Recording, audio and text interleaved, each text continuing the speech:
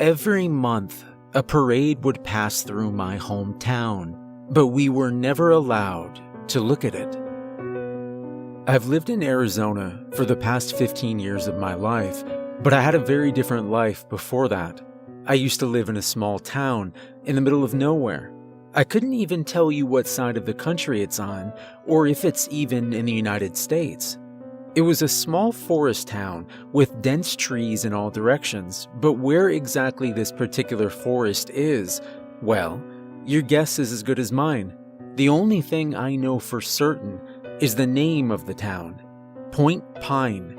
I lived in Point Pine for the first 10 years of my life before we moved the summer after my 10th birthday. Once we left, my parents never spoke of it again. In fact, they acted as if it never even existed. And to them, I guess it didn't. I don't really blame them either. I caught on pretty quickly and realized that they were trying their hardest to forget the memory of Point Pine. Whenever kids at school asked me where I was from, I simply told them I was from a small town that they'd never heard of. I also learned early on that any questions about Point Pine would be met with punishments. A few months after we moved to Arizona, my older sister Felicity had a school project about family history. She did it on our life in Point Pine and wrote about some of the things she remembered from there. Our mom found her project the day before she turned it in and burned it in the backyard. When Felicity came home that afternoon, my parents took her up to her bedroom where I heard Felicity crying out every few minutes in what I assume was pain. I said nothing, and from that moment on, neither one of us mentioned Point Pine again. Except for me. Right now, I've decided to tell all of you about it.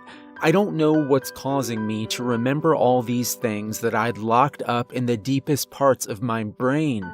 Maybe it's the fact that my father died about a week ago. Since he died, my mom has remained silent, hasn't said a word to anyone. She hasn't even cried. In fact, she ended up sending my father's remains off to God knows where. My money is on Point Pine, although I'd be crazy to ask. I've started recalling random little things about the town that, at the time, seemed like normal everyday things that we as residents were all used to. Now, as I look back, I realize that they're not as normal as I thought back then. One peculiar thing about Point Pine had to do with the Point Pine Bakery. Whenever you went in there, the owner, Mr. Terrence, always knew what you were about to order. I remember the kids having some sort of rumor about Mr. Terrence being a magician who could read minds. Also, whenever you paid for your baked goods, you had to tip Mr. Terrence with an old item of clothing that you had grown out of. There was a giant box up by the register that everyone tossed old baby clothing and shoes into. That was one of the odd things, although you'll come to realize that it won't seem that weird in comparison to some of the other things about Point Pine. Every year on your birthday, you had to get blood work done. I don't think anyone really knew what the point of this was, or if they were actually looking for something. We just all knew that our birthdays would start off with a trip to the Point Pine labs. Everyone had to be up at 8:13 a.m. There was a system of speakers placed around the town like an amusement park or something, and at 8:13 a.m., without fail, the wailing alarm sound would ricochet through the neighborhoods, waking everybody up.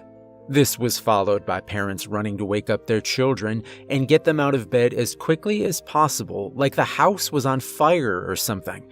Sometimes I expected it to be. All the Point Pine schools were placed in different areas of the town. Point Pine Elementary was towards the east side, Point Pine Middle School was in the west, Point Pine High was in the dead center of town, and Point Pine University was up on a small hill towards the south. If you hadn't noticed by now, every place in town was named Point Pine. The Point Pine Cafe, Point Pine Mall, Point Pine Grocery, etc. Certainly. One of the weirdest things by far that took place in Point Pine was the Point Pine Monthly Parade.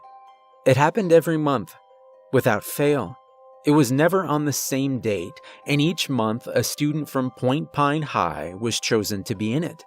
The weird thing about this parade was that we weren't allowed to watch it go by. Not out on the streets, not from the windows, and not even on television. That was one of the most enforced rules. You must never, under any circumstance, look at the parade. In fact, for the most part, we weren't even allowed outside when the parade passed through. We always knew when the parade was about to start because it always happened the same way. You would hear a chorus of voices, like a church choir, singing a melody.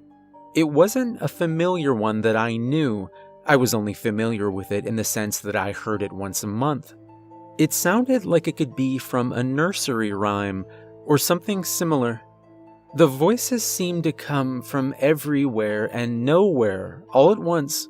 It was like they were coming from the sky, the ground, the trees, the buildings, like everything in Point Pine was singing. Once you heard the first note, you had 5 minutes to get inside a house or a building that had locks on the doors. This might come as a surprise, but in Point Pine, not many buildings contained locks. So, if you happened to be out and about on the street when the singing started, you had about 3 options on the places you could go. One of the schools, the staff break room in the Point Pine bar, or the fridge in the Point Pine pizza shop. One year in the month of August, my friend Lee and I decided that we were going to break the rules and not go inside when the parade passed. Now that I think about it, I'm surprised that kids didn't do this more often, considering that, well, when you tell kids that they must absolutely never do something, they often do that exact thing. Since we didn't know when the parade was coming, where it started, or the exact path that it took around town, we decided the smartest thing to do would be to wait in the forest near the Point Pine Library until the parade eventually came down that street. So, we basically decided to spend about half of the month of August hanging out near or around the library. Around the 3rd week of the month, while we were sitting on the steps of the library talking about some random things that aren't important, we heard the music start. Lee and I looked at each other and then took off running into the trees while everyone else raced to the nearest school. We went far enough into the forest that someone on the street wouldn't see us, but stayed close enough so that we were still able to see a part of the road. We waited for a while, whispering to each other and then shushing one another as we waited for the infamous parade to pass. This year, my sister's friend Reed was chosen to work on the parade. She was a few years older than my sister, but they were friends because Reed used to live next door to us when we were younger. We were crouching in the bushes and leaves when we heard the chorus of voices getting louder and therefore closer. "Dude, I totally see it," Lee hissed. I straightened my back a little in my crouched position to see what Lee was seeing. I was always a short kid, even now I'm shorter than most guys my age, or any age really, so Lee always pretty much towered over me. "I can't see anything," I said, shifting my position. "Shh, they might hear us," Lee hissed. I stopped moving and instead waited for them to get closer, where they were bound to pass right in front of my line of sight. "Oh no! Oh crap!" Suddenly, Lee dove to the ground, landing in the fetal position, with his head cradled in his hands. "What?" I asked, looking from him to the street. "I saw her! I saw the girl!" he exclaimed. "Reed?" I asked, looking over to try to spot her. Lee grabbed me and slammed me down to the ground. "Ow! What was that for?" I asked. "You don't want to look at it," Lee replied. I noticed that for the first time in all the years I'd known him, Lee looked absolutely terrified. I turned my back on the parade and sat down to look at Lee instead. "What did you see?" I whispered. "Those things, they did something to her. They're eating her, Cody, but she doesn't even care." I looked at Lee, who still had his head in his hands, and he was crying now. I sat with my back to the parade, no longer wanting to see. I heard the singing get louder. "Cody." I heard the voices calling. "Don't look," Lee whispered. "Cody, Cody." Now the voice sounded like Reed. "Look at us, Cody." I shut my eyes. The voices went on for a few minutes longer, and at one point, Lee started wailing. I kept my eyes shut the entire time. After that, it moved along and continued its way through town. Once we began to hear everyone come out of their hiding places, I stood up and leaned down to help Lee get up. Once he stood up, he kept his head down.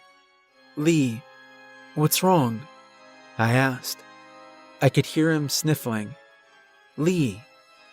He finally responded as he lifted his head. "It took my eyes." I will never forget the dark bleeding holes in Lee's face and the cuts around his skin. I threw up in the forest for a good 3 minutes before I was able to help lead Lee out of the forest.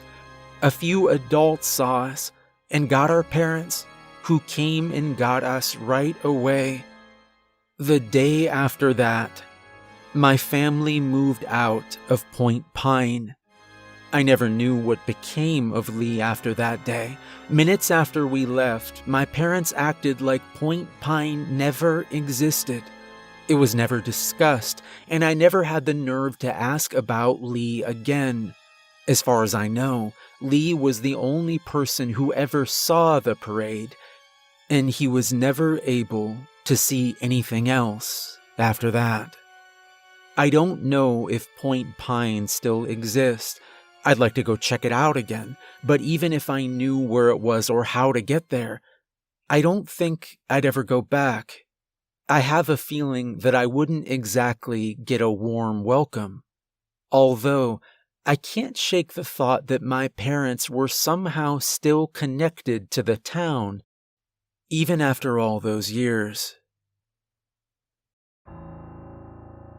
Every 13th of the month, a new apartment appears in my building.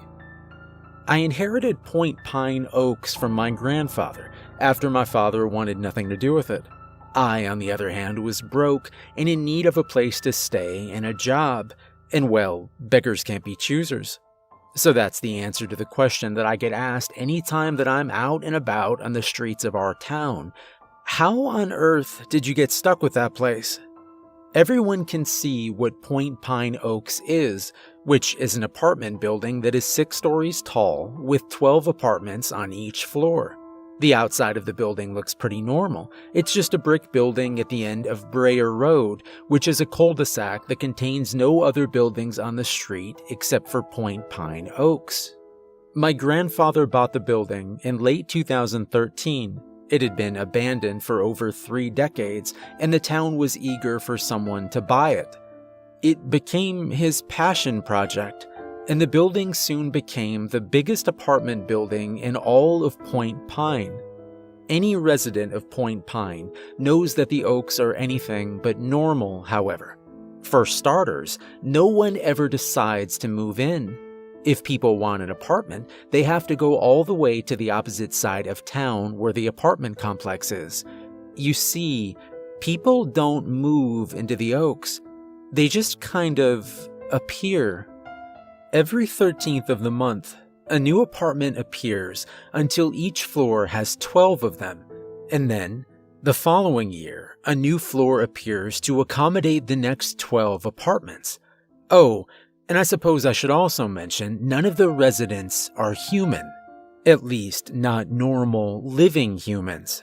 My grandfather made it very clear to me that humans do not live in Point Pine Oaks, with the exception of the owner, which is now me.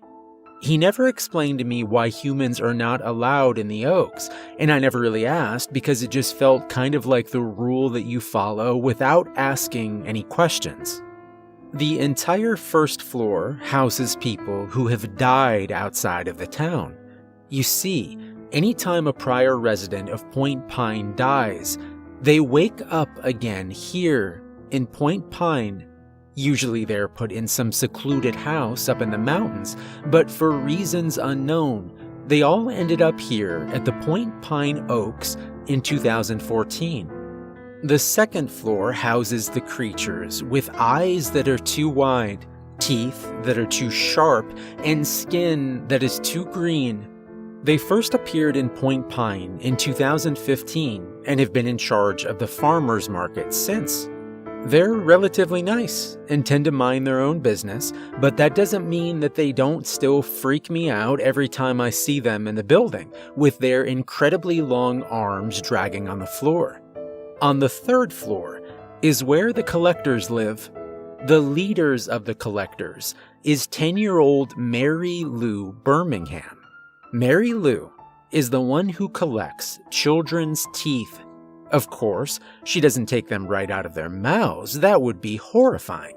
She sneaks into their homes after their baby teeth fall out and takes them from under their pillows instead, like the tooth fairy.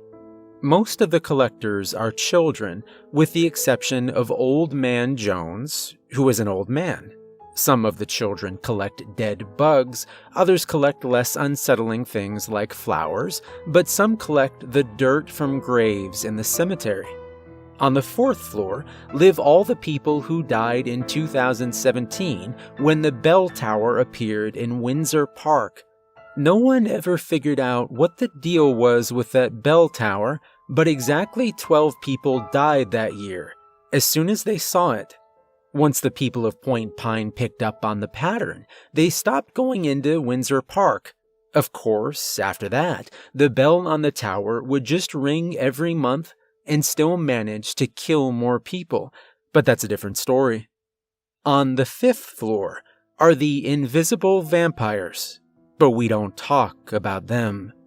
The sixth floor appeared this year, and so far the tenants of that floor were not of one specific species, and they don't seem to have anything in common.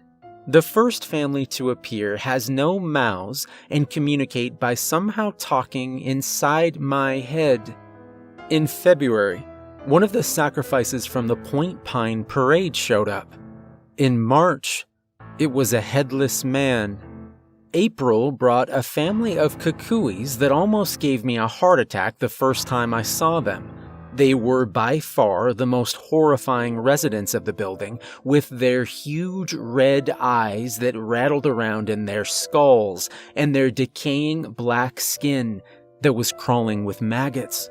Upon opening their mouths, the building shook with a horrible screeching sound that was like nails on a chalkboard at 600% volume.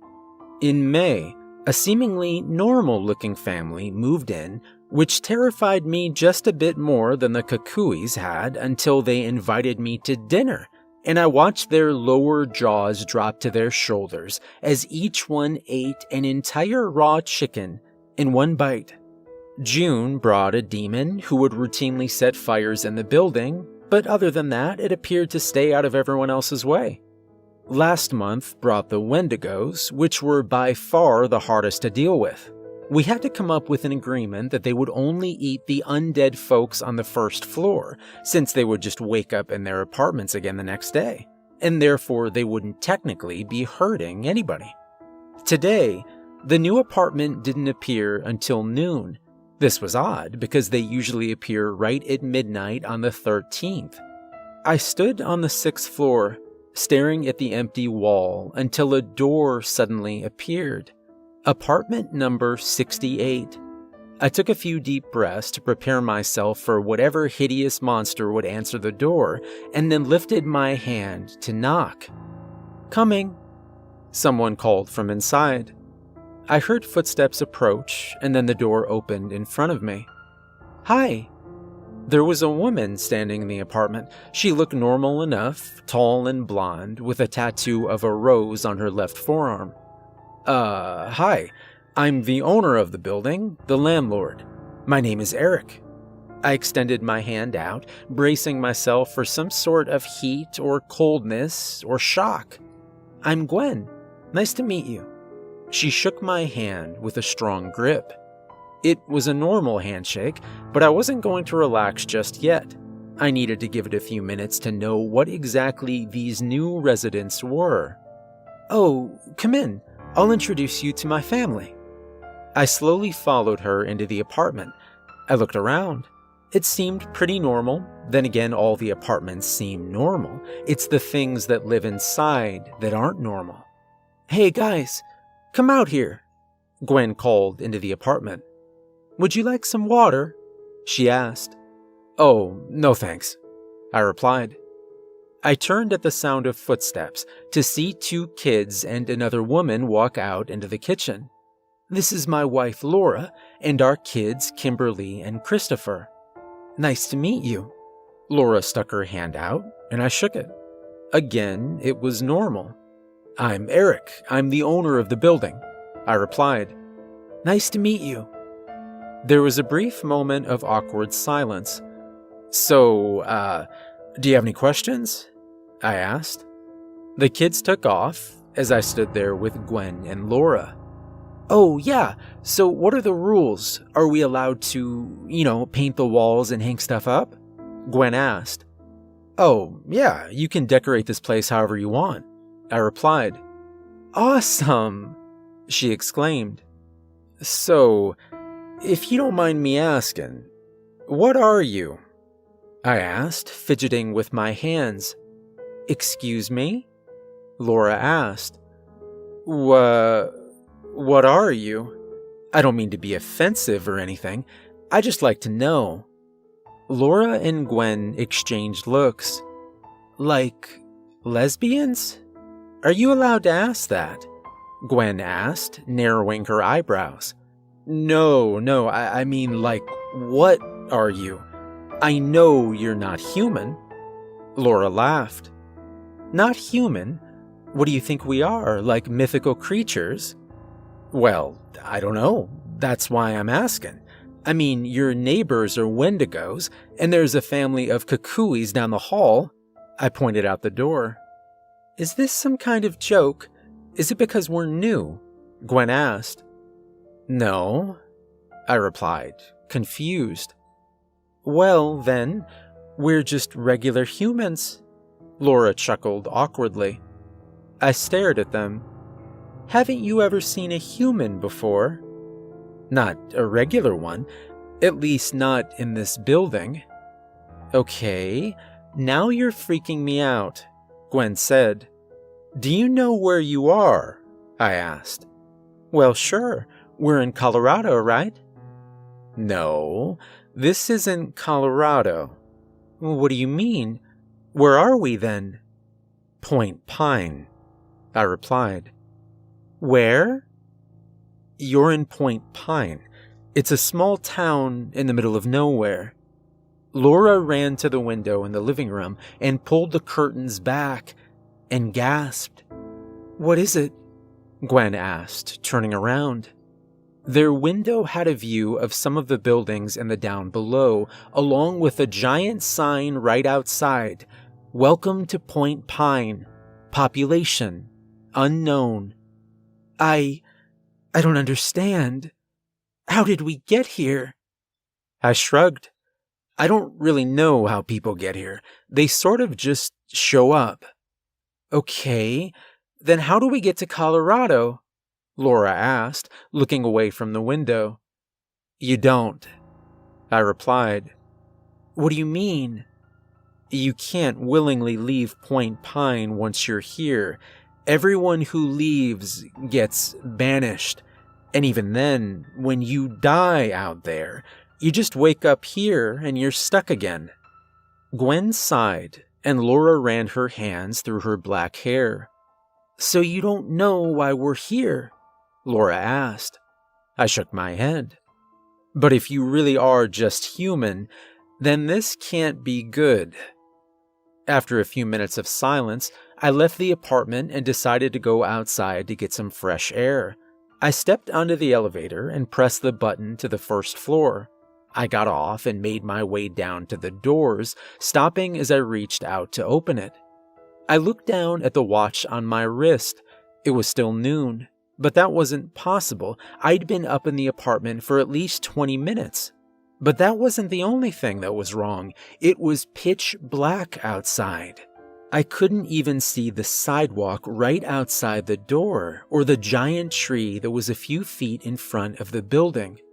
I pressed my forehead against the glass, squinting to see if I could make out something in the darkness. Suddenly, someone crashed right into the glass, causing me to jump back at least a few feet in fright. "Holy shit!" I gasped. "Hey, open the door!" I walked closer and realized that I recognized the person who was outside. It was Lee. Everyone knew who he was since he had lost his eyes to the Point Pine parade years ago. "Lee? Open the door!" I had heard that he'd gotten his eyes back at the farmer's market, and now that I was seeing him, I could tell that it was true. I reached out to open the door, but it was stuck. I tried again, pulling on it as hard as I could, but it didn't budge. "It's stuck," I said. Suddenly, Lee went flying backward, and I watched as the darkness lifted and the sun came out again. I looked down at my watch. Still noon. When I looked back up, I found myself standing in the hallway of the 6th floor again as apartment number 68 appeared in front of me once again. I reached out and knocked. "Coming," someone called from inside. Footsteps approached, and then the door opened in front of me. "Hi." "Gwen?" I asked. "Yeah, who are you?" "I'm Eric. We just spoke," I said. "I'm sorry, you must have me confused for someone else." I didn't reply, staring into the apartment as Laura and the kids came out. That was at least an hour ago, but the same chain of events keeps repeating every few minutes, and the time has not moved past noon. I don't know how to undo it. I don't even know what it is. I'm pretty sure I know what's causing it, though. Humans shouldn't live in Point Pine Oaks. There's a new guy in town, and we don't like him. We really don't know when he got here. He was just here this morning, although I guess he could have gotten here sometime last night, or even earlier today. But of course we wouldn't know since we don't wake up until 8:13 a.m. I guess if he got here before then, he would have snuck in unnoticed. We don't like him. I can't speak for everybody, but everyone who I have spoken to would agree. We aren't too fond of strangers popping in out of the blue. It makes us nervous. How did he find us? We don't know why he's here, although I've heard that he's been claiming that he's from here. Still, he's been out there in the outside world for way too long. He's new to us, even if we aren't new to him. I heard someone say that his name was Cody. I don't know anyone named Cody, and I've lived here for over 10 years. I first saw him while I was on my morning run. He was walking up Brayer Road, which leads to Point Pine Oaks, and I stopped for a second, watching him. That's how I knew that he wasn't from here. Anyone who's from here would know that the Point Pine Oaks has been stuck in a time loop for the past 4 months. They'd also know that the Point Pine Oaks doesn't take guests, at least not guests who walk in and ask for a room. I stood on the corner, until he walked back down the road.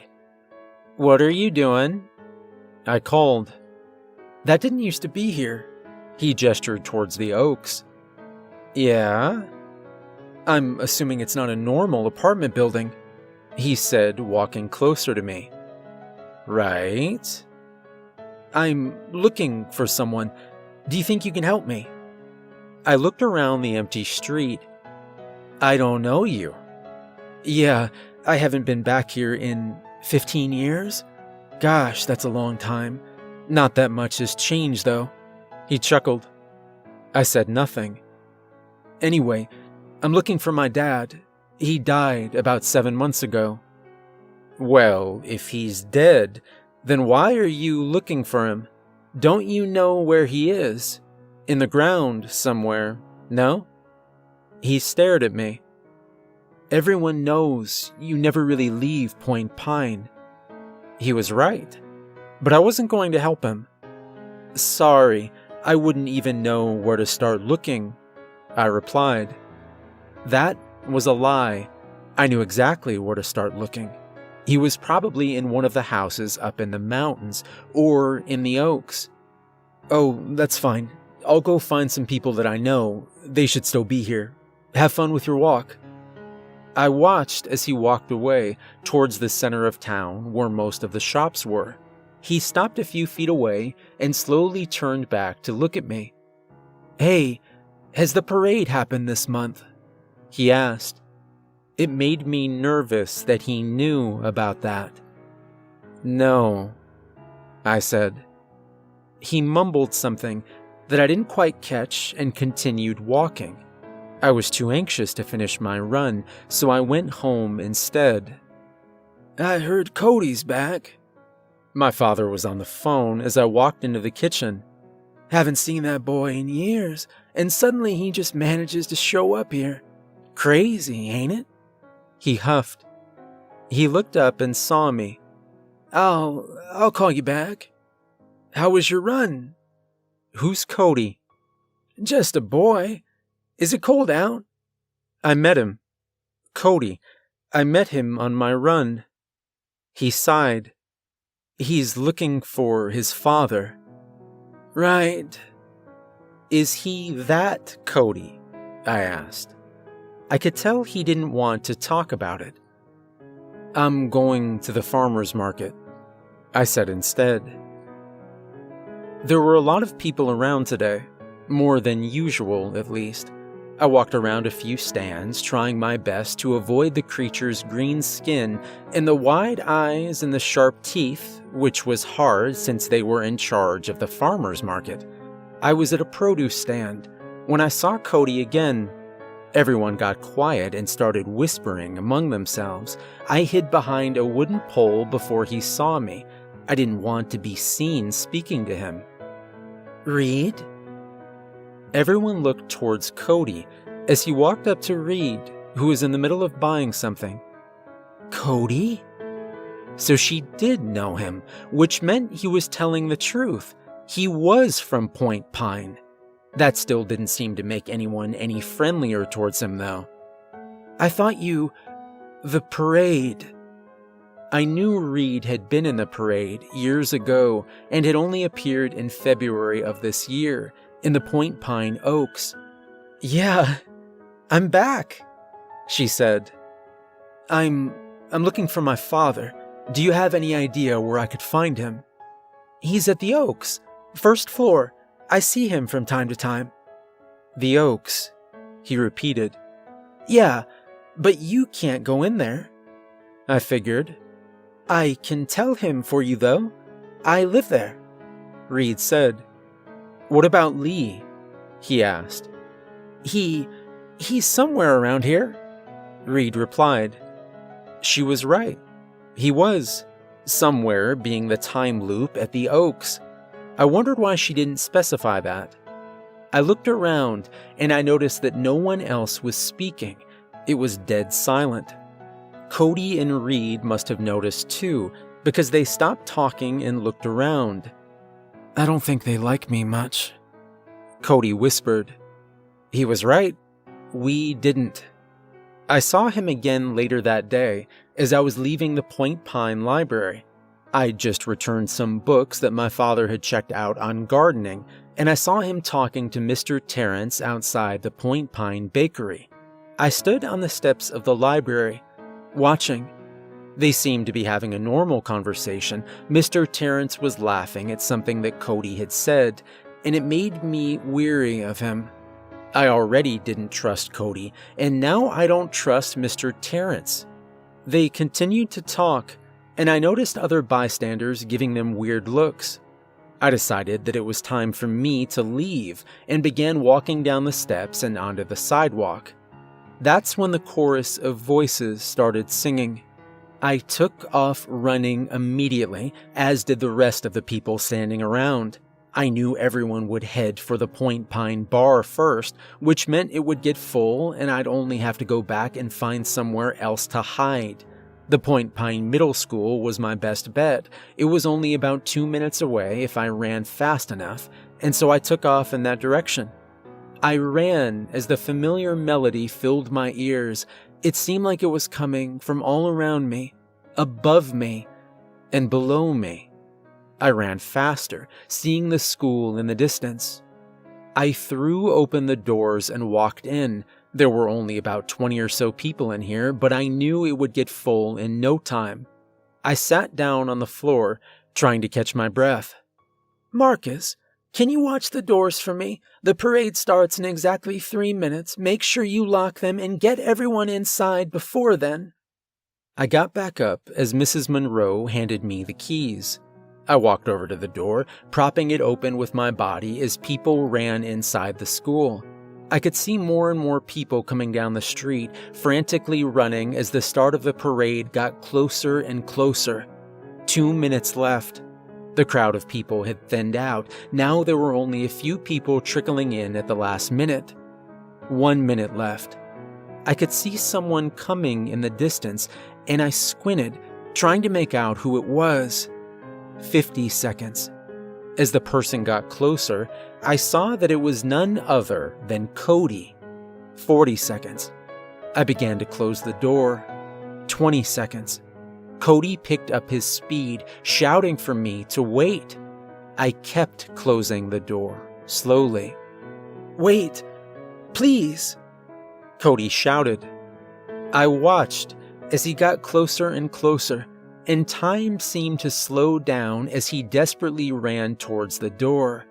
I looked at the time. 10 seconds. 9, 8, 7, 6, 5. I shut the door and locked it. 4. Cody banged on the small glass window. "Let me in, please," he cried. 3. I let the small curtain fall and covered up the window. 2. "Come on." 1. I heard his footsteps as he ran away, but it was too late. There was nowhere else to go now. The parade had already began. "Who was that?" Mrs. Monroe asked. "The new guy," I replied. She stayed quiet, and so did everyone else in the school. Like I said, we don't like him. The day the angel came. The rooftop of the Point Pine Hospital overlooks the town and the surrounding woods. In the distance, you can see the sign that welcomes you to Point Pine, although it's too far away to read from up here. Not that it matters, I already know what it says anyway. Welcome to Point Pine, population unknown. People usually come up here to smoke. I don't smoke, but I like coming up here and looking down at all the people in town who are walking around running errands and whatnot. They look so small from up here, like ants, and sometimes I imagine a giant foot coming down from the sky and squishing everything in town. It's gruesome, I know, but I've always had an overactive imagination. Besides, it gets boring being in a hospital bed all the time. The beeping of the machines and the smell of antiseptic is enough to make anyone go crazy after a while. So I like to get away for some time. Usually that means about 30 minutes before a nurse realizes that I'm missing. I'm sure they know where I am by now, and I think they like to give me some time before they come up to get me because they normally don't show up until about an hour after I get up here.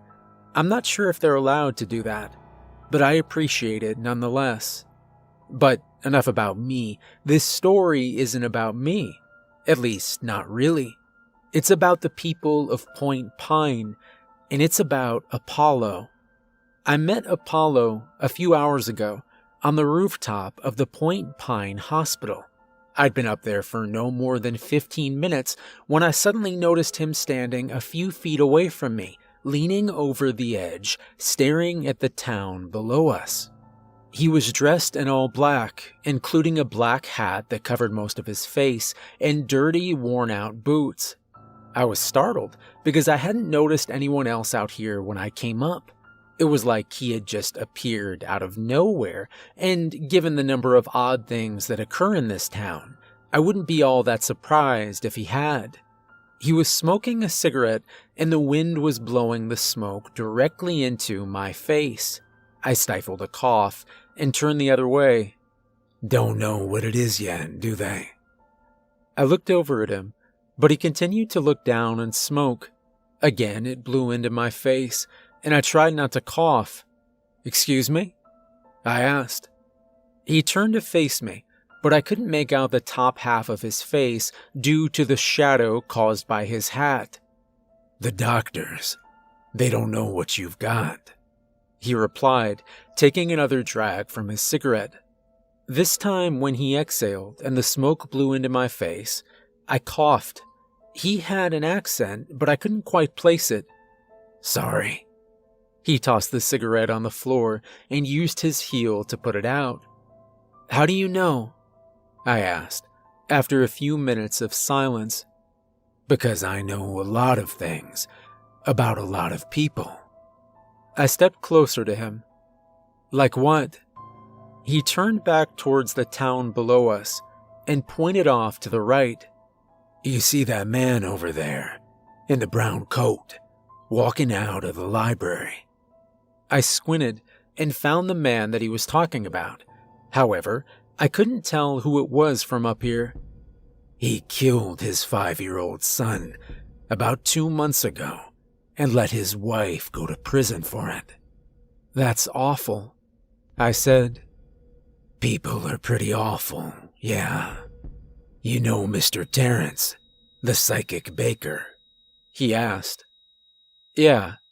Is he a murderer too?" He shook his head. No, he's one of the good ones. But his mother used to torture his sister when they were younger." "Mr. Terrence has a sister?" I asked. "Had. She's dead. Has been for a few years.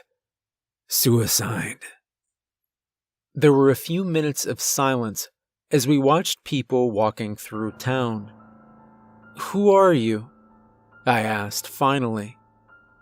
"Apollo," he replied. I nodded. "And you're Daphne." I nodded again. "How do you know all these things?" I asked. He sighed. "Let's just say, I'm not exactly human," he replied after a few seconds. "So, what are you?" "An angel." "An angel?" "Yep, an angel." "So, why are you here in Point Pine?" I asked. "Someone is going to do something really bad soon. I need to be here for that." I thought about all the bad things that happen here, things like the parade and the time loop that lasted a few months. "How bad?" I asked. "Worse than the parade, and worse than the time loop." I stared at the people below us, tiny, like ants, walking around town. I thought again about a giant foot coming down from the sky and destroying everything. What could be worse than the things we'd already seen? "See that car? The one driving into the woods." I nodded as I watched the tiny white car become even smaller as it drove. "There's a woman in the car. She's going to kill herself." "Why?" He turned to look at me, but this time I could see his face. His eyes and mouth were like two glowing slits in his face. I backed up. "Because her daughter's sick, and the doctors don't know what it is. But they do know that she's dying, and that woman would rather run away from her problems and never face them again." "What?" I whispered. The door to the roof swung open, and two nurses came out. When I looked back as they dragged me inside, Apollo was nowhere to be found, and the only thing that was left of him was the cigarette he'd thrown on the ground.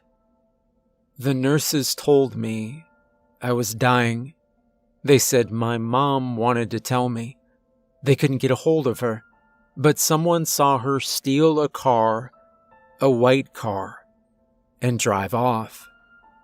I don't think this is the bad thing that Apollo was talking about. It's starting to get gray outside. The sun is getting dimmer and dimmer as the minutes pass. I can tell that something is going to happen. Everyone is acting jittery and anxious. The nurses have started to ask everyone to keep the blinds shut, but I've gotten up and taken a few peeks. It doesn't seem to be getting any better. The temperature has dropped significantly inside the hospital, and I heard someone say that the trees in the woods have fused together to form a giant wall around town. Not that anyone could leave town before that anyway, but now they can't even venture out into the woods. I didn't believe Apollo before, but I guess he was right. I got out of bed once when no one was looking because they were too preoccupied with a man next door who was coughing blood. I walked over to the window and pulled back the blinds just a bit. I was face to face with Apollo, who was floating in mid-air, his eyes glowing. Behind him were dozens of other angels. I didn't tell anyone what I saw. I simply closed the blinds and got back into bed. If I listen really closely, I can hear the worried conversations of the other patients. The nurses seem to be the most worried, though. They keep whispering to one another and looking into my room. I heard one of them say that I'm probably going to die soon, maybe within the next few days. I would be relieved if it weren't for the fact that nobody ever really leaves Point Pine. Room 813, Point Pine's newest attraction. I woke up at 8:11 a.m. and I wasn't in my room, but that isn't the first thing I focused on. I was more worried about the fact that I was awake before the 8:13 alarm. No one was supposed to be awake before the 8:13 alarm, and yet, here I was, and not only was I awake, but I was in a room that was not my own. I didn't know how I got here. I also had no idea where I was in general. It was obviously a hotel room, but this wasn't the Point Pine Hotel. I sat up in the king-sized bed and looked around at the dark red carpet and the thick golden curtains that covered the window, which took up most of the wall to my left. I was too scared to move until it was 8:13, thinking that this was some trap to find people who were breaking the rules. At 8:13, I heard the town alarm, only the sound was muffled, coming from outside and not inside the room, which was odd. I got out of bed and slipped my feet into my slippers, slowly getting up and walking over to the window to pull the curtain back a few inches. I could see the town below me, the bakery, the high school, and the hospital a few blocks down. I realized I was pretty high up, but also I realized that this building was right where Windsor Park used to be. The strange thing, however, was that Windsor Park was here yesterday, and I knew this because I passed it on my evening jog. So, how did an entire building appear within a few hours? And how did I end up in this building when I lived across town? A soft knock on my door distracted me for a second, and I walked across the room and towards the door. "Yes?" I called. "Room service," a voice replied. I opened the door to see a person standing outside. It was difficult for me to tell their gender, and their shaved head made it a bit harder. They were wearing a simple black uniform and standing behind a cart that contained food and a French press. I didn't order this," I said. "Courtesy of the hotel," they replied in a monotone voice. "Right, about that," I began as they pushed the cart into the room. "What is this place? And how did I get here, in Point Pine?" They didn't answer and simply uncovered the plates of food and walked back out. I stared at the food and eventually decided to grab a few berries off one of the plates and then walked out into the hall to investigate the rest of the hotel while I ate the berries. They were incredibly sweet, and I felt like I was eating candy instead of fruit. As I closed the door, I saw the room number on the small golden plaque, 813. "Weird," I mumbled as I began walking down the hallway, noticing that the person from earlier had vanished entirely. I walked up to the elevator, which opened as I stepped in front of it, and I stepped inside, pressing the button to the lobby. I stood silently inside the elevator, watching the floor numbers decrease as it went down. Finally, the elevator dinged, and the doors opened. I stepped out into the lobby, which had a very simple, less lavish decor than the room did. There was a big wooden desk to the left of the elevator, but nobody behind it. I walked closer and saw a handwritten note on the desk. "Back in 8 minutes. Deciding that I didn't want to wait around, I made my way towards the hotel doors and pushed them open.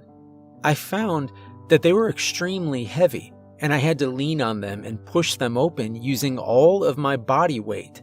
The slippers that I wore aren't much help, and they slid against the floor of the lobby, but I managed to get the door open enough to slip outside. I stood on the sidewalk and looked around. There were a few people walking around already, and a gust of ice-cold wind hit me suddenly, making me jump and causing goosebumps to erupt all over my body. I crossed my arms across my chest, wishing that I'd at least looked for a robe or something. "Looks like you need this." I turned to see the same person as before, standing to my left and holding out a black robe. I took it and put it on. When I looked up again, they were gone. Feeling somewhat unsettled, I began my walk into town, passing a few people who were out on a morning run. A chihuahua on a leash yapped at me as I passed by. I made my way to the Point Pine Cafe. There wasn't a line, which was out of the ordinary at this hour. As I walked up to the counter, I realized that I didn't have any money on me. "Shit," I whispered. "Rough night?" I turned to see Edwin, one of the baristas, walking up behind me as he started to clean off a table. "What?" "You're in your pajamas, Bev." "Right, yeah," I replied. "Are you okay?" he asked, waving closer to me. "Yeah, I woke up in the hotel. I don't remember how I got there." "You walked here from the Point Pine Hotel?" Edwin raised his eyebrows. No, not that hotel. The Hotel Non-Dormient." "The what?" I pointed in the direction of the hotel. "It's right down the street, where Windsor Park used to be." He stared at me for a few minutes before walking outside the cafe and looking down the street in the direction of the hotel. I watched him stare for a while before turning back and coming inside. Another gust of wind made it into the cafe, and I shivered. "When the hell did that get there?" he asked. I shrugged. "When did what get there?" Another worker that I'm not familiar with came out of the kitchen. The hotel down the street. The Hotel Non-Dormient. That's always been there. She replied. No, it hasn't, I said. Of course it has. It's been here since I've been here, and I was born and raised in Point Pine. Well, so were Bev and I, and we remember Windsor Park being there, Edwin pointed out. The girl shook her head. Why would we have called the place Windsor Park? Everything is named after the town of Point Pine. The hotel isn't, I said. She said nothing. The door to the cafe opened again, and we all jumped as another cold gust of wind pushed its way inside. We all turned to see who'd walked in, and I saw a man I didn't recognize. He was dressed in an expensive-looking suit, but his hair and beard looked unkempt. Hi, welcome to the Point Pine Cafe, the girl greeted him. Edwin and I looked at each other. Are you new? Edwin asked, stepping in front of the man and blocking his way towards the counter. No. Where did you come from then? I asked. The hotel down the street. Now can you move? I need some coffee. Edwin stepped out of the way and looked like he was about to say something else, only he was interrupted by some shouting that was coming from outside. I followed him as we walked towards the door and pulled it open. As we stepped out, I noticed just how cold it was. I was shivering uncontrollably, and I already couldn't feel my nose, lips, fingers, or toes. I wrapped my arms around myself for warmth and watched as two men pushed each other around on the sidewalk. A crowd was beginning to form. Edwin walked in between the men and placed one hand on each man's chest, trying to stop the fight from escalating. They towered over him comically, but neither attempted moving. What's going on? Edwin asked. He's pulling some kind of prank on me, making me think I'm crazy, the man on the left replied. He was bigger than the other man and dressed in workout clothes. It's not a prank. He thinks the hotel just showed up today for some stupid reason. I know it's been there the whole time. The second man shouted defensively as he adjusted the Point Pine High School sweatshirt. Edwin looked over at me, and then we both looked down the street. There was a crowd starting to form outside the hotel, and it looked like even more people were beginning to argue and fight with each other. I jogged down the street as the cold wind blew in my face, feeling like thousands of needles were being pressed into my skin. I reached the crowd of people in front of the hotel and tried to catch my breath as I watched a woman grab her baby's bottle, unscrew it, and then pour the contents over another woman who screamed. I noticed a guy named Jeffrey who was running towards an older man. When he reached him, he tackled him to the ground, and the two fell right in front of me. I tried to move out of the way but tripped over them and fell. I felt my head bounce off the concrete before everything went black. When I woke up, I was back in the hotel room. There was something cold on my head, which I realized was an ice pack, and the same room service worker from earlier was standing near my bed. Or was it the same worker? I couldn't exactly remember, but they sure did look familiar. Still, there was something off about them. What happened? I asked, trying to sit up. Oh, you should be careful. You hit your head pretty hard. I managed to sit up all the way and noticed that the curtains had been pulled back completely, giving me a full view of the town below me. It was absolute chaos. It looked like the setting of a post-apocalyptic movie down there. People were running around like lunatics. Some were still fighting, and others simply watched. How did the hotel get here? I asked, not looking away from the window. That depends who you ask, the worker responded. I'm asking you. There was a period of silence, and I had to look to make sure they hadn't left. The hotel was always here, right? So when did it get here?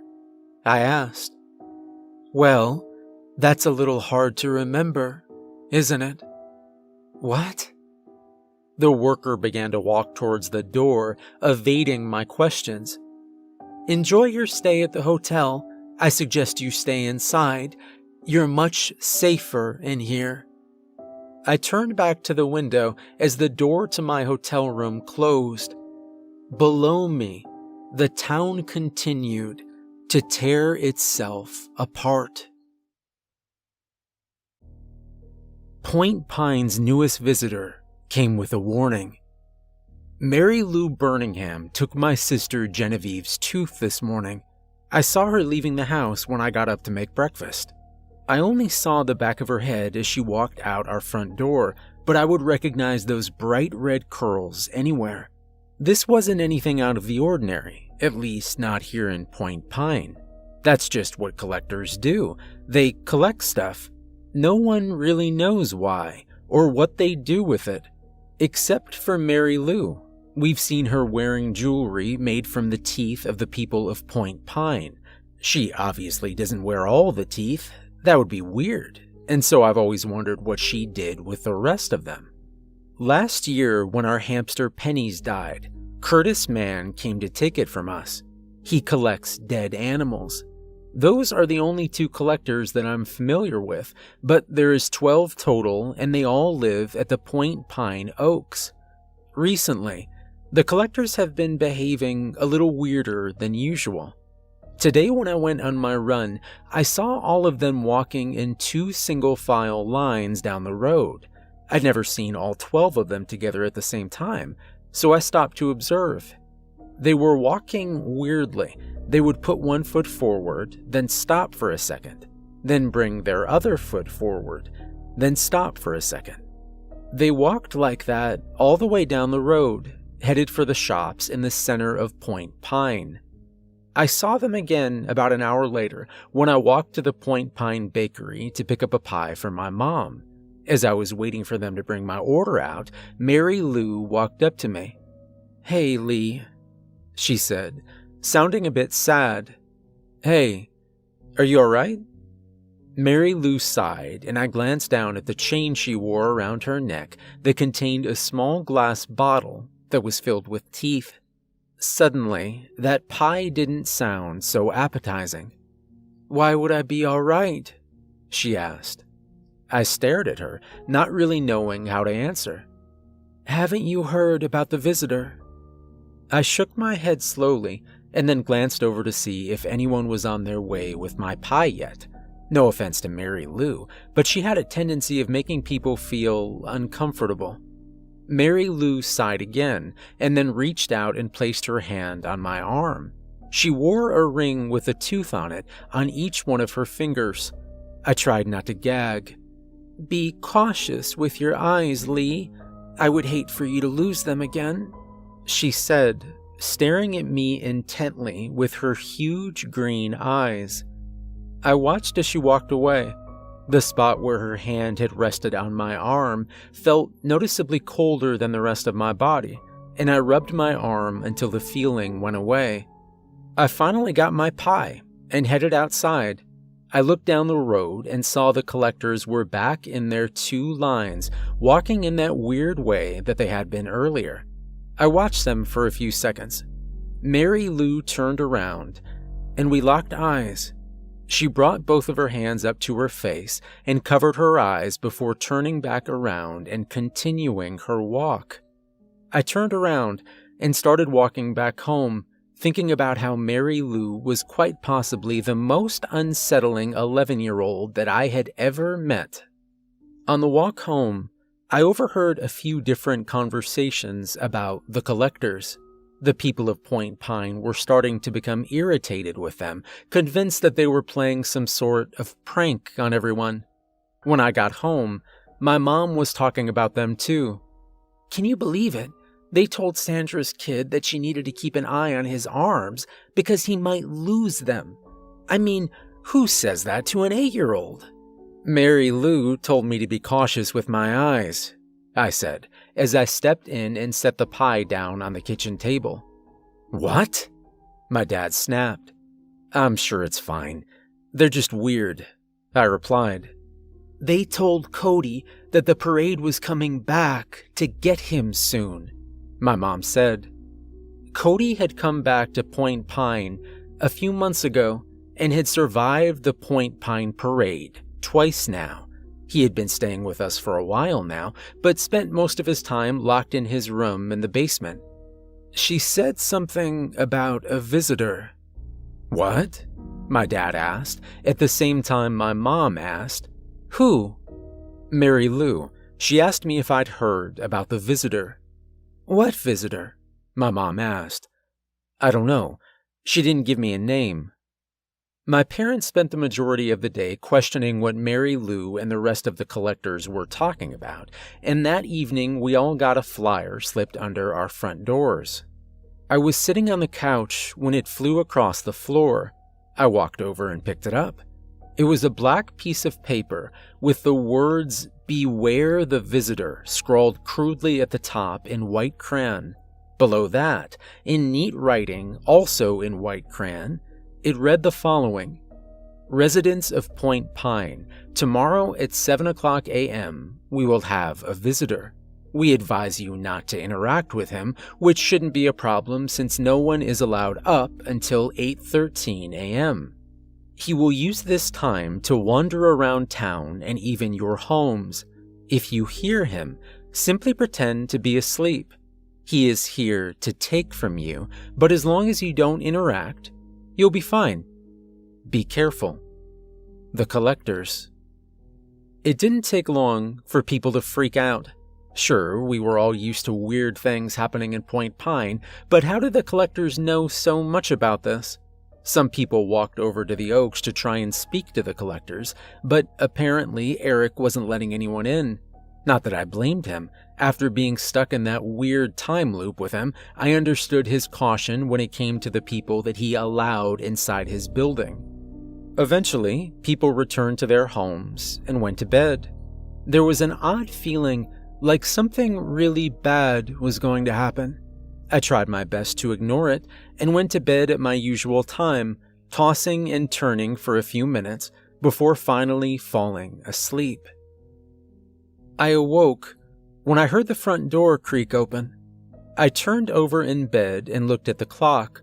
7:55 a.m.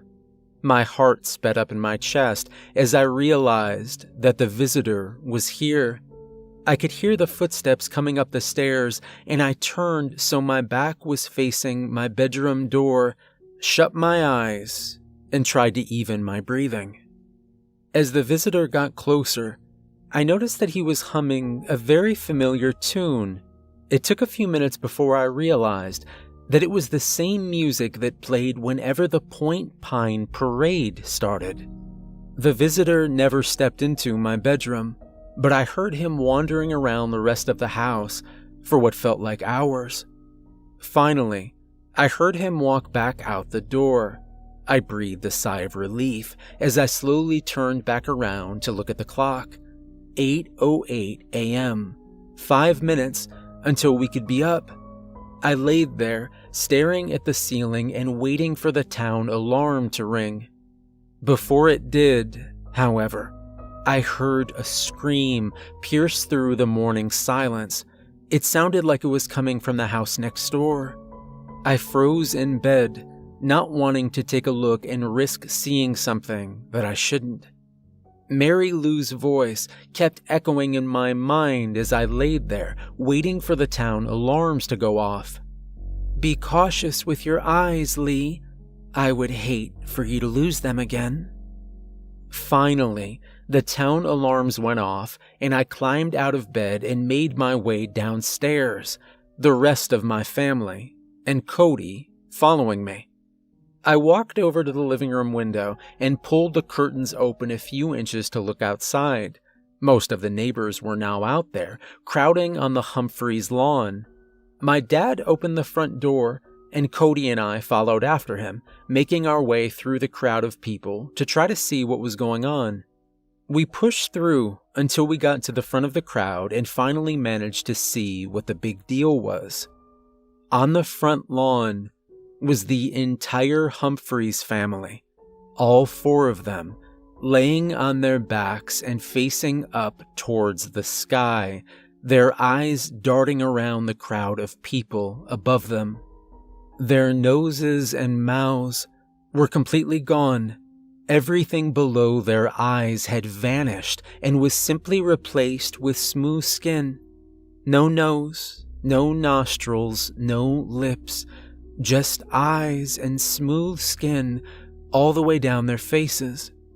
Above their heads was a copy of the flyer I'd gotten last night, stuck in the grass by a rusty butcher knife.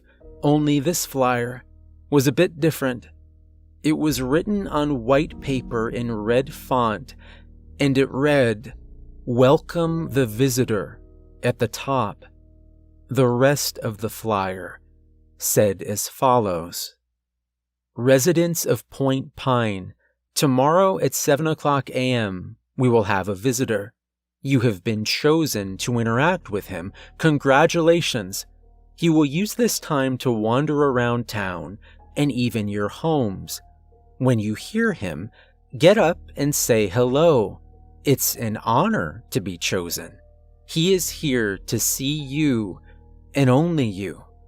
Be happy, be nice, and don't put up a fight. It won't be worth it. Signed, the visitor."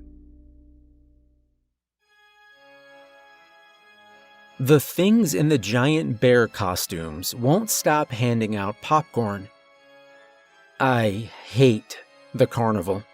The obnoxious music that's trying way too hard to sound happy, the hundreds of colorful, blinding lights, the mix of popcorn, sweets, peanuts, and sticky, sweaty children. I hate all of it. Of course, because I hate the carnival, it makes perfect sense that I live in Point Pine, where everyone else adores it so much that there's always a carnival in town. It's like the universe wants to torture me. I'm usually able to tolerate it. I just don't go. It's the perfect plan, and so far it's worked out exceptionally well for me. And then they added the dancing bears. They look like normal brown teddy bears with black eyes and a red bow tie, only these are about 7 feet tall.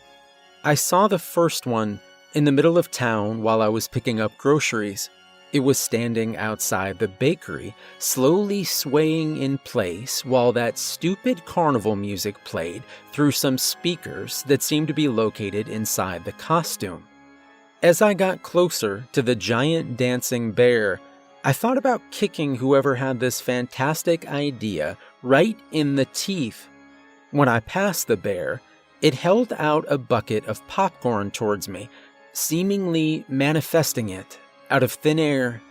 It kept swaying as it held the bucket out towards me, staring at it with its stupid beady eyes. "Yeah, no thanks," I scoffed, pushing it aside. The bear dropped the bucket, and the popcorn spilled all over the sidewalk. "Dumbass," I mumbled as I kept walking. The next time I went into town, there were 3 bears, all identical, all swaying, and all were playing the same stupid carnival music. I think the best part about this was that the music was not playing simultaneously, making the already lousy tune sound even worse, which I didn't really know was possible until now. Every time a person passed by the bears, they would pull a bucket of popcorn out of nowhere and offer it to the bystanders. Every single idiot took it, of course, and I rolled my eyes as their stupid faces filled with joy. After about 3 days of this, the smell of popcorn was everywhere. I swear it was in my skin at that point. It was nauseating. One step outside, and you were hit with the smell of popcorn. It had even started to seep into my home. All I could smell was popcorn. The single semi-tolerable thing was now also ruined, which only further enforced my hatred. And still, the bears continued to multiply like bunnies. There was now one on every street corner, even the neighborhoods. The stupid carnival music could be heard everywhere in town. It was so irritating that I thought about jamming something into my ears for some relief. The next time I went out, popcorn filled the streets. It was everywhere. It looked like all of Point Pine was a popcorn machine. A popcorn machine that incessantly played carnival music. I could tell that even the other people, who usually love the carnival, were getting tired of it. No one was taking the popcorn anymore, and they weren't even going outside now. I was sitting in my living room, trying to watch a movie and tune out the music, when a scream pierced through both of those sounds and startled me. I ran to the window and looked outside where a woman was pointing down the street at one of the dancing bears and screaming. One by one, the neighbors started to come out of their homes to investigate the murderous screams, and I saw Andy Cobart take one look down the street and throw up over his rose bushes. Seeing that piqued my interest, so I stepped out of my house out into the popcorn fumes that sat heavily over Point Pine. I walked out onto my popcorn-covered lawn and looked down the street. The giant dancing teddy bear was still there, but whoever it was under the costume had removed the head and was holding it in their hands as they danced. Oh, and the person in the costume didn't have a head. All that came out the top of the costume was a neck that appeared to have sewn together at the top where the head should be. I stared at the headless dancing person as they moved the giant teddy bear head around while they swayed on the street corner. They had been out there for so long now that the carnival music was no longer happy and bubbly. Now, it was distorted and creepy. We all stood outside our homes, staring at the headless dancer at the end of the street, not knowing what to do. When weird things happen in Point Pine, we're usually warned about them in advance, and on the off chance that we aren't warned, someone, or multiple someones, die. A scream erupted from the next street, signaling that the dancing bear had removed its head. Andy's husband, Marwin, walked down the street towards the bear, his feet crunching down on all the popcorn. I watched as he went up to it, and a bucket of popcorn appeared in midair and fell onto Marwin's head. I stifled a laugh as he threw the bucket aside. Marwin reached over and took the bear head away from the dancer, turning it over to examine it. He shook it a few times, and I expected a head to fall out and roll onto the popcorn, but it appeared to be empty. Suddenly, the dancing bear reached out and grabbed Marwin's arm with one of its teddy bear arms. Marwin backed up, trying to get away, but wasn't able to. "What the hell, man?" he shouted as he tried to shake the teddy bear off. Andy ran down the street towards Marwin and attempted to pry the bear away from him. "Why is this thing so strong? It's a bear!" he wailed in tears. I rolled my eyes and ran over, taking out the small pocket knife I carried in my pockets and cutting the teddy bear arm. The knife tore through the fabric, cutting off about 6 inches of the arm. It sliced right through. The arm was empty. "What the?" Marwin grabbed the now limp piece of fabric and looked inside of it. "They don't even have arms." He was right. Whoever was in the costume had a neck, no head, and apparently no arms. The entire arm that I'd cut was now limp and flapping around as the teddy bear swayed, as if all the stuffing had been taken out. I walked up to the teddy bear again and sank my knife into the chest, dragging it down a few inches. Andy gasped. I stepped back and waited, but nothing happened. I looked back at my neighbors, who were fixated on the teddy bear. After a few minutes, the carnival music stopped, and the bear froze in place. I took a few steps back, and suddenly, Blood began pouring out of the gash in its chest, spilling down the front of the suit and onto the popcorn on the ground. After that, chunks of stuff began to tumble out of the same gash, falling out of the popcorn with a sick, splattering sound. I looked closer at the things that were spilling out of the giant teddy bear and finally realized what it was. They were organs. Organs were falling out of the teddy bear. "Is that a liver?" Marwin asked. "Yep," I replied. "And that's a heart," he said. "Yep." "Lovely." When all the inside stopped falling out of the teddy bear, it crumpled in on itself and sank to the floor, covering the popcorn like a rug. "Is it dead?" someone called from behind me. "I don't know. At least the music stopped." We all stood in silence in the middle of the popcorn-covered road and stared at the pile of blood and organs. Andy threw up on someone else's lawn, and then Marwin took him back into their house. "Hey, look!" I looked up to see that the dancing bear on the street corner across from ours had fallen over. Everyone in that neighborhood simply stared at the empty bear costume. The music stopping. I listened as the music that had been coming from the bears got quieter and quieter. It seemed that killing one of them would kill them all. I breathed a sigh of relief and immediately regretted it as my nose filled with the smell of blood and popcorn. I coughed and gagged, but controlled myself before I started throwing up on people's property, like Andy. I walked back down the street, heading towards my house.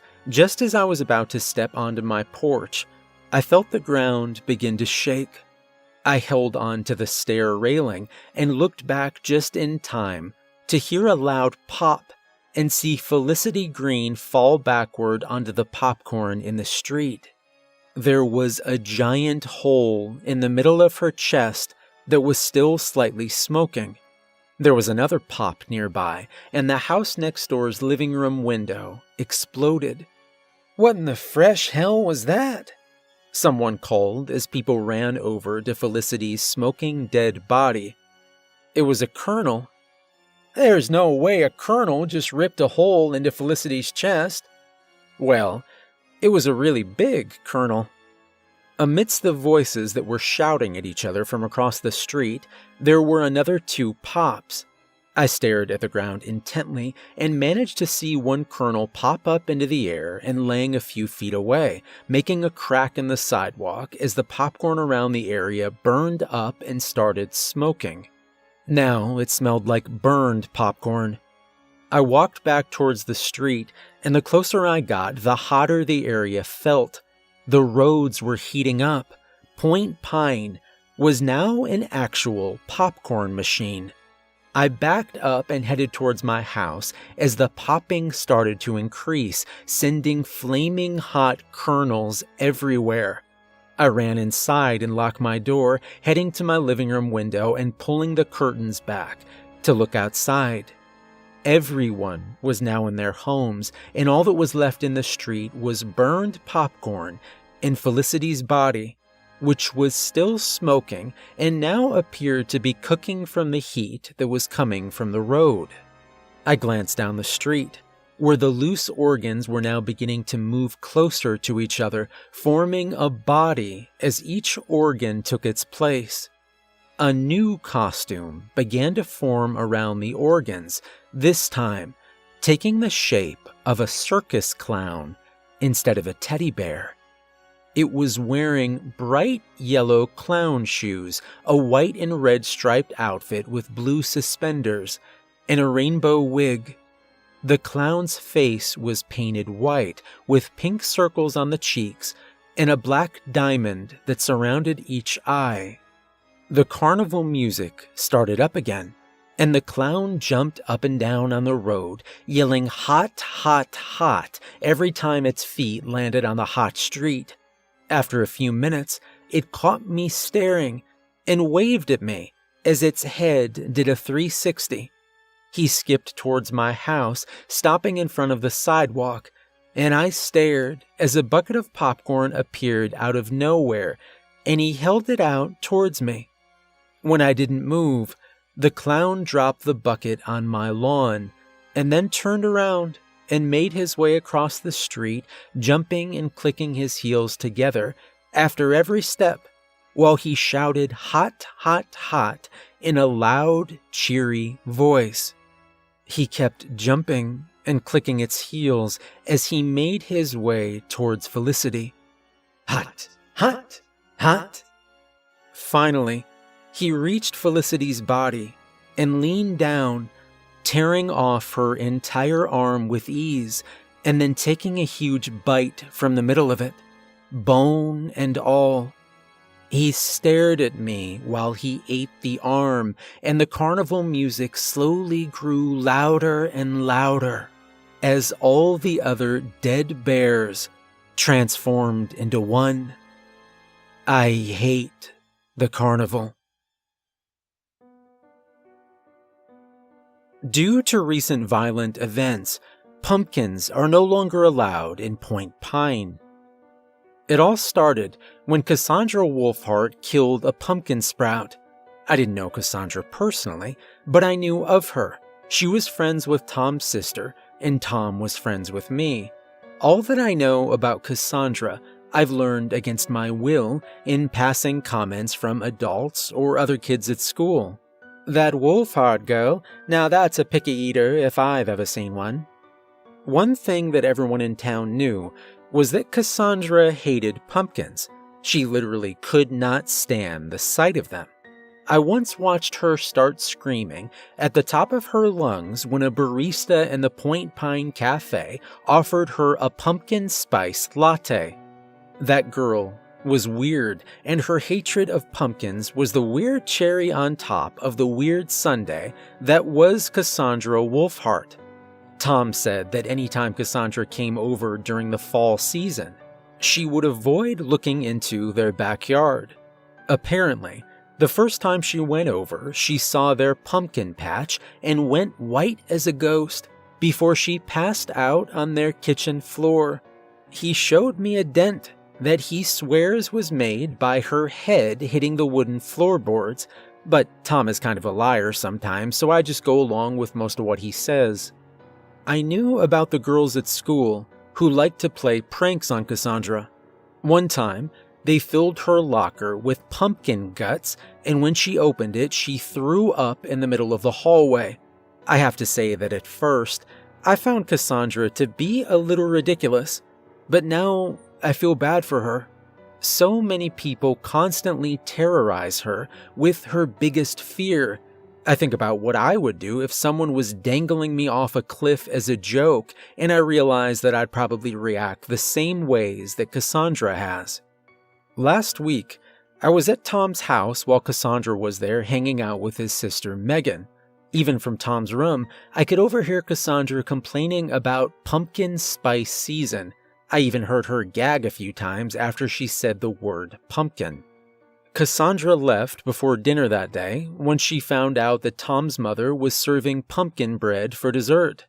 Boy, that girl sure hates pumpkins.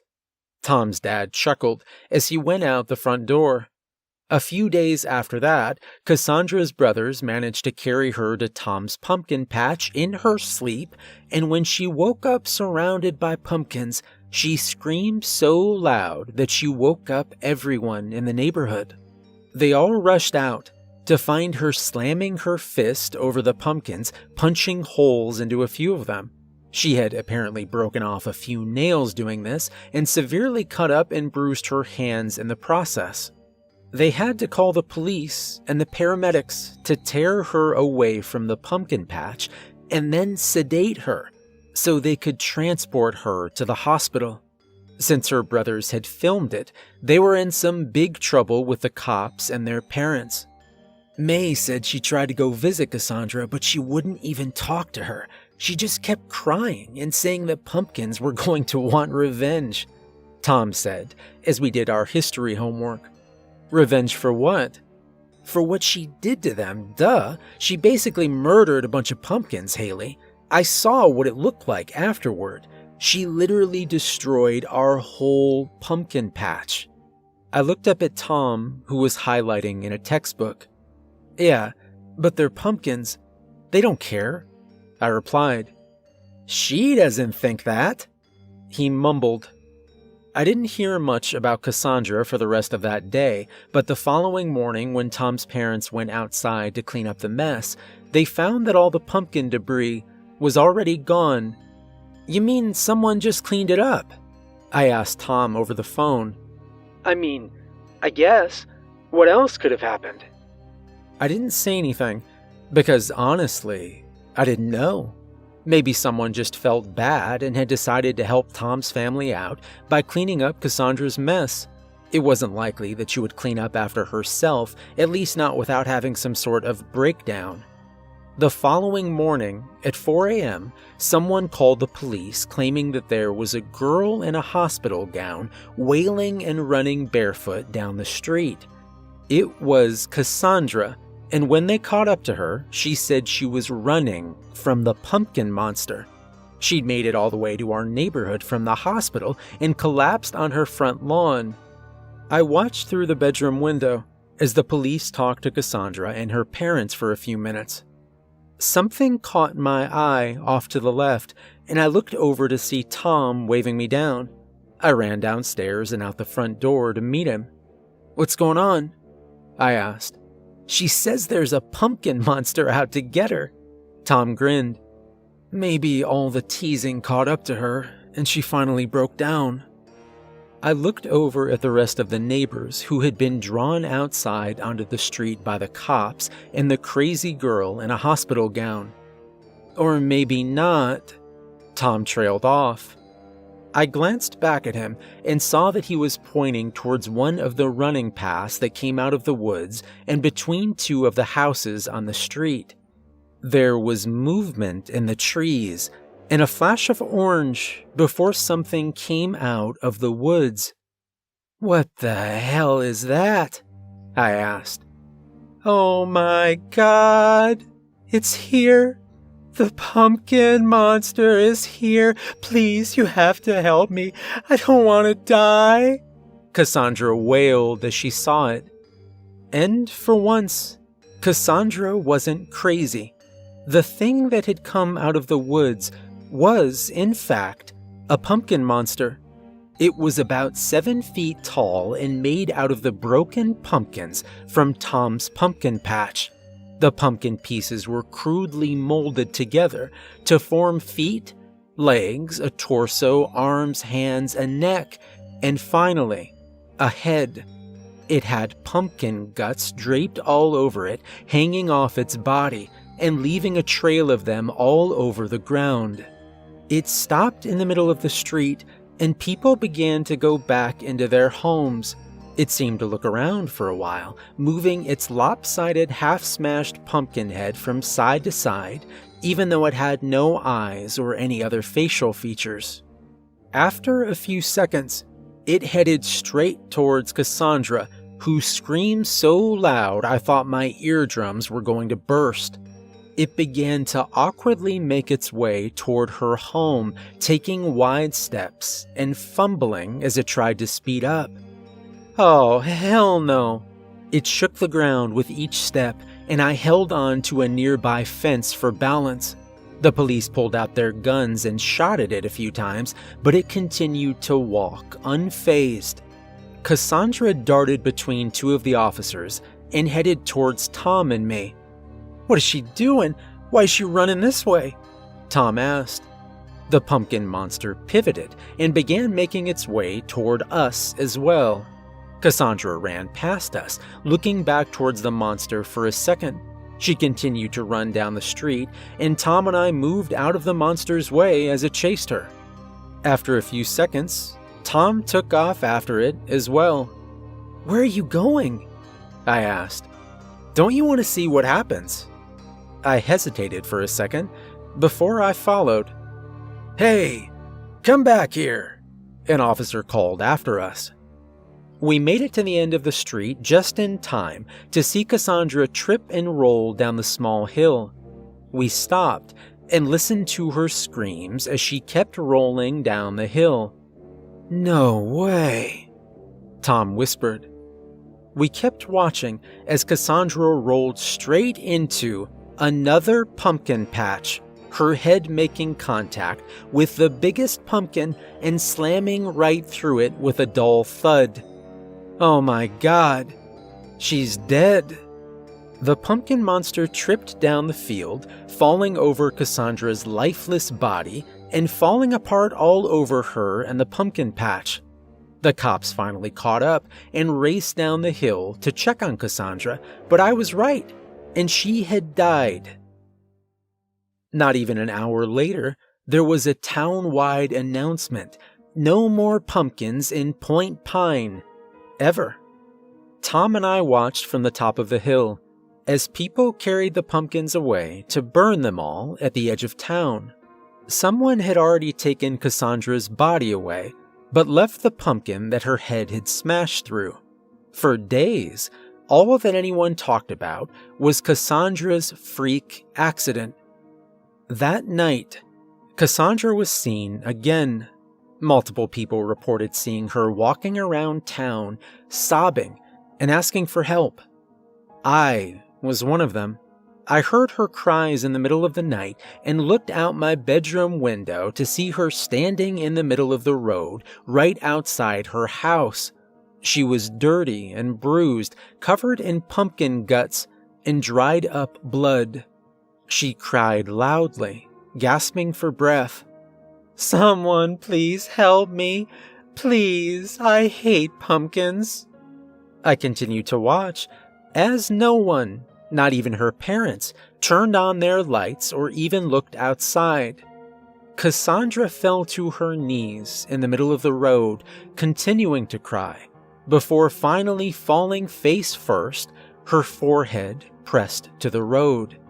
"Please, I hate them," she cried. She continued to cry for a few minutes, and I backed away from the window and got back into bed. After a few minutes, she started to scream. She's done this every single night since she died. She screams about how we should have listened to her, and getting rid of the pumpkins now won't stop anything. She claims that they'll come back, and that we're all going to die. I guess one thing that kind of sucks about Point Pine is that the dead never really leave.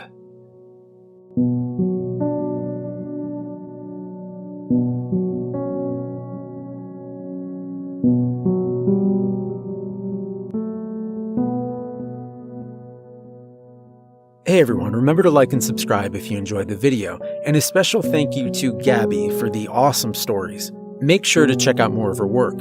If you'd like to support me further, there's a link to my Patreon in the description, and let me know in the comments if you could ever live in Point Pine.